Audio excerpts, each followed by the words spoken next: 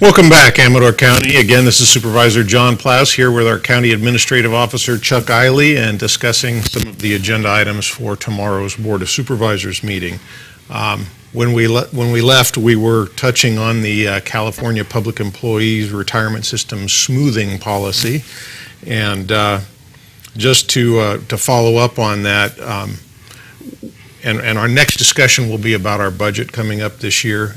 And I wanted to ask how this new smoothing policy, reducing the number of years that Amador County as the employer can make up for this deficit due to unsubstantial investment returns or less than anticipated investment returns, how that's going to affect our budget.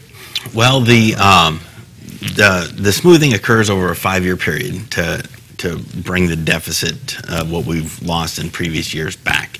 So now, let me clarify just for a second. Is that for the entire deficit, or does this 5-year smoothing window move forward after each 2-year cycle of review of investment returns? So it should be the entire liability, unfunded liability, as of right now, gets smoothed out over the next 5 years. Now, when future losses occur, those will be spread out over additional years. So theoretically, well, it's a 15-year horizon. So, but the unfunded liability is supposed to be spread over the 5-year term. So it's a little confusing in there, but it should be brought. Schedule. Yeah, the amortization schedule is over a 5-year amortization, which means that going back to the miscellaneous investment, the retirement 2 at 55, that is spread over 5 years, and it's going to cost us about 1.7% each year, in addition to the previous years for the employee's salary.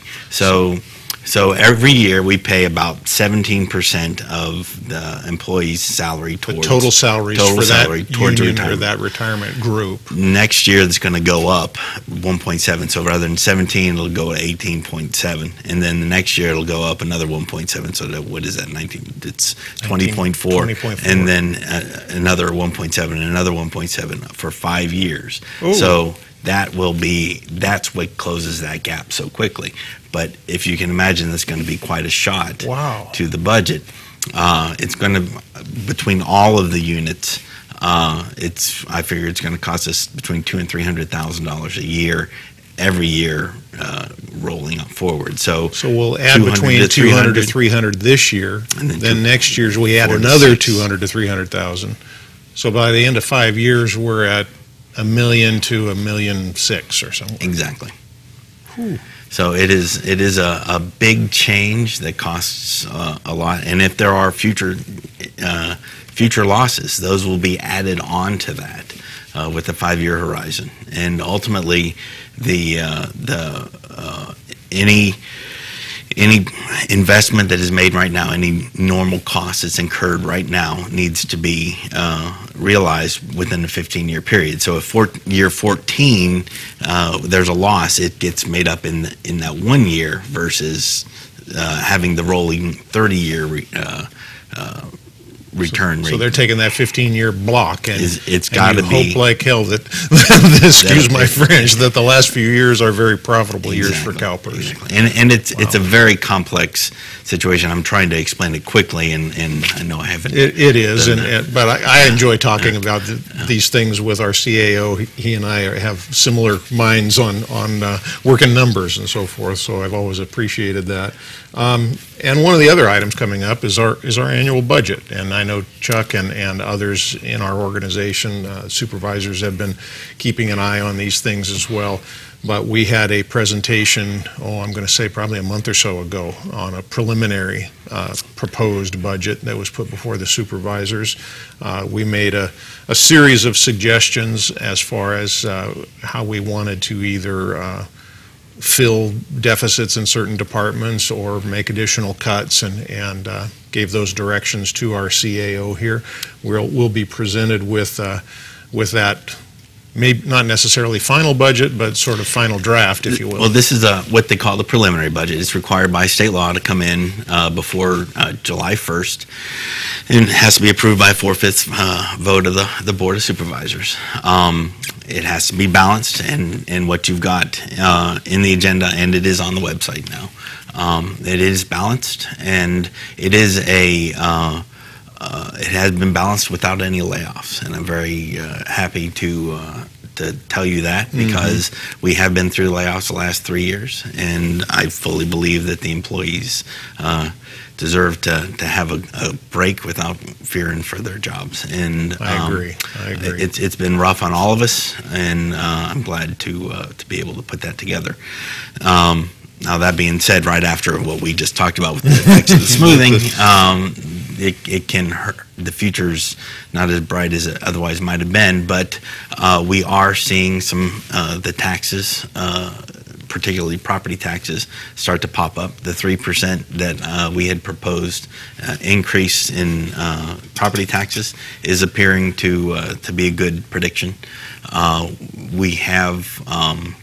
We are still spending a little bit more than we are taking in terms of revenue, which is why that carry forward is still getting a little bit smaller.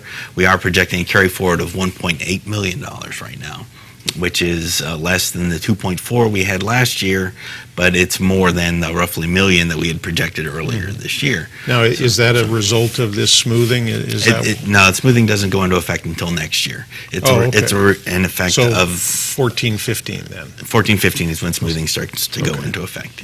So yeah, so that the smoothing isn't reflected in this budget right here. So yeah, there's a lot of challenges before us, but we do have our challenges. I think I've told you the story, but when I first was elected supervisor and we had to go to new Supervisors Institute, a retiring CAO from San Diego County addressed the new crop of supervisors, if you will, throughout the state, and he said, "And let me say to you, the class of 2009, your timing stinks." He said, and we definitely have, over the last 3, 4, 5 years, been faced with a lot of challenges in the budget cycle. Everybody knows that. I think you do an excellent job of finding ways to keep the county's budget balanced and try to minimize the effects on our employees and our workforce in general. So kudos for that. Thank you. We've got a few other items coming up on our agenda. One that has garnered a little attention has been the County Recreation Agency, or what's known as ACRA, Amador County Recreation Agency. Many people might not realize that ACRA is not a county solely like a department within the county. It's actually what's called a JPA, or a Joint Powers Authority. It is made up of, I believe, 9 member entities now, all 5 incorporated cities, Jackson, Sutter Creek, Ione, Plymouth, and Amador City, and Amador County, as well as a couple of community services districts that have elected boards of their own. ACRA, it looks like they've got another amendment to their JPA that they need all of their JPA member entities, us one of them, Amador County, to sign on to.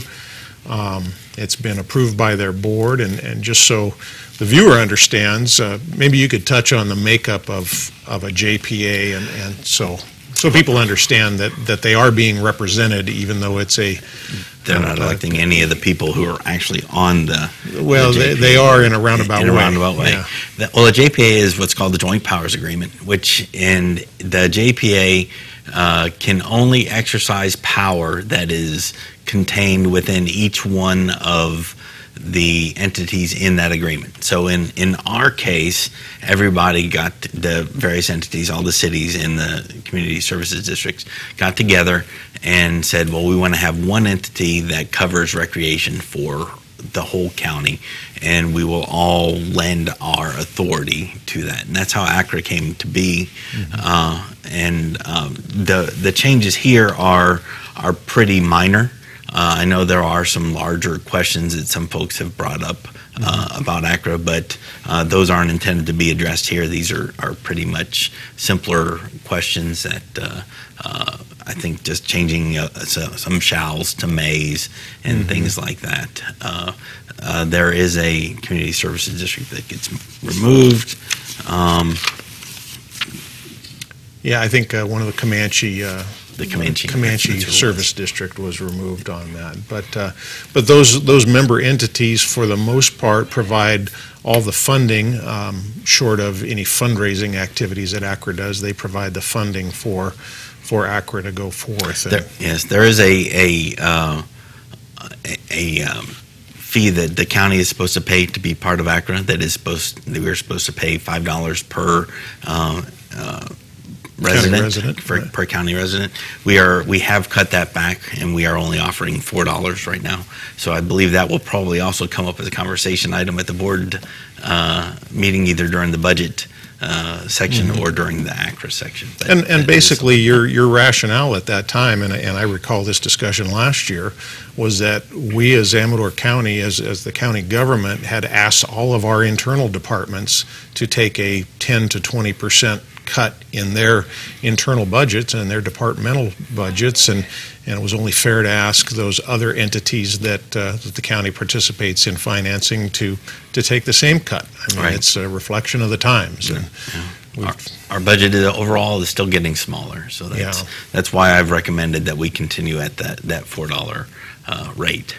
And that's what's included in the budget right now. But contrary to what we've seen in other counties, I know myself and my fellow board members take great pride in the fiscal solvency that Amador County still enjoys, and we are not in a situation where we have to make draconian layoffs to merely to fulfill our state mandatory balanced budget. Well, it has been a rough road, but the employees have participated. They've taken furloughs. They've taken concessions in their contracts.